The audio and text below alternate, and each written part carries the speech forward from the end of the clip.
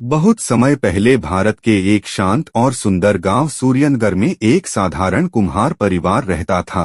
गांव मिट्टी की खुशबू, हरे भरे खेतों और कच्चे घरों से भरा हुआ था और यहाँ के लोग सादगी और मेहनत से अपना जीवन बिताते थे। इसी गांव में एक लड़की का जन्म हुआ जिसका नाम गौरी था। गौरी के माता पिता कुम्हार थे और उनके हाथों में ऐसा हुनर था कि मिट्टी भी उनके स्पर्श से जीवंत लगती थी। वे घड़े, दीपक और मूर्तियां बनाते थे जिन्हें दूर दूर के लोग खरीदने आते थे।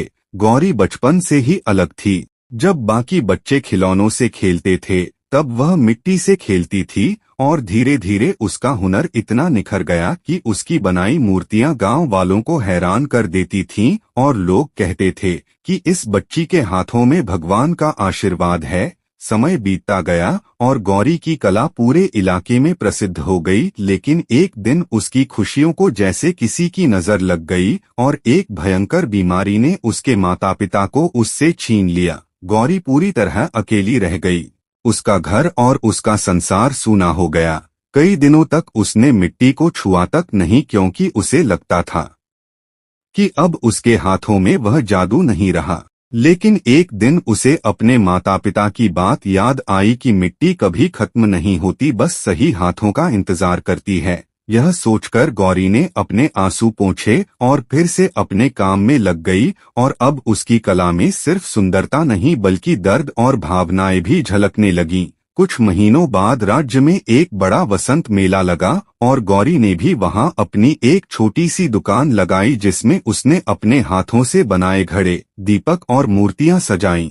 मेले में चारों ओर भीड़ और खुशियों का माहौल था, लेकिन उसी भीड़ में एक युवक साधारण कपड़ों में घूम रहा था जिसका नाम वीर था और वह असल में राज्य का राजकुमार था जो आम लोगों की जिंदगी समझने के लिए भेष बदलकर आया था। वीर की नजर जब गौरी की दुकान पर पड़ी तो वह उसकी कला देखकर मंत्रमुग्ध हो गया और उसने पूछा कि क्या ये मूर्तियां उसने बनाई हैं। गौरी मुस्कुराई और बोली कि हाँ, मिट्टी उसकी दोस्त है।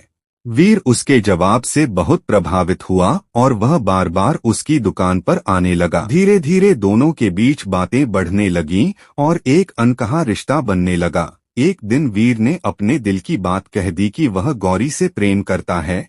यह सुनकर गौरी चौंक गई और उसने कहा कि तुम राजकुमार हो और मैं सिर्फ एक कुम्हारिन हूँ, यह रिश्ता कैसे संभव है। लेकिन दिल के रिश्ते तर्क नहीं मानते।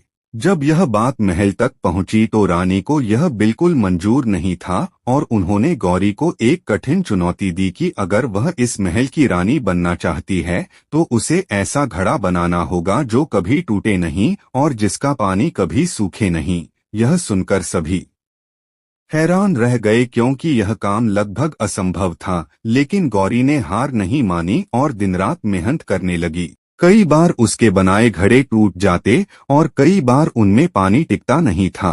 हर असफलता के साथ उसकी आंखों में आंसू आ जाते, लेकिन उसका हौसला नहीं टूटा। एक रात उसे सपना आया जिसमें एक बूढ़ी स्त्री ने कहा कि जिस चीज में सच्चा प्रेम और विश्वास हो वह कभी नहीं टूटती। अगली सुबह गौरी ने नई मिट्टी उठाई और इस बार उसने सिर्फ अपने हाथों से नहीं बल्कि अपने दिल से घड़ा बनाया। उसने उसमें अपना दर्द, अपना प्यार और अपनी उम्मीदें भर दीं और 7वें दिन वह घड़ा तैयार हो गया। जब गौरी उसे लेकर महल पहुंची तो सबकी नजरें उसी पर टिक गईं। रानी ने उसे उठाया और जमीन पर पटका, लेकिन वह नहीं टूटा। फिर उसमें पानी भरा गया, लेकिन वह सूखा नहीं। यह देखकर पूरा दरबार हैरान रह गया और रानी को समझ आ गया कि यह कोई जादू नहीं बल्कि सच्चे प्रेम और विश्वास की ताकत है।